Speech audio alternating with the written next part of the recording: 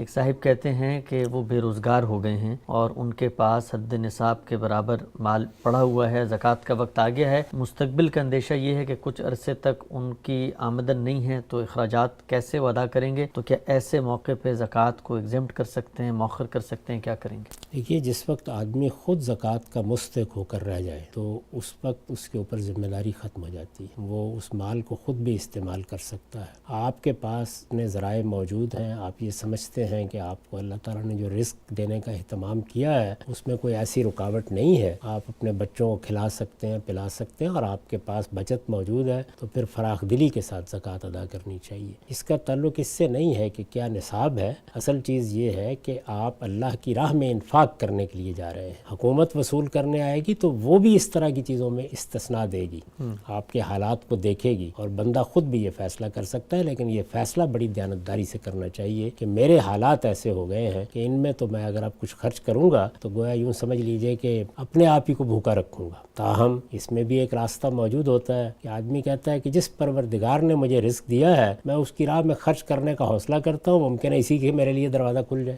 تو دونوں پہلو ملحوظ رہنے چاہیے، لیکن یہ فیصلہ اس آدمی کو کرنا چاہیے۔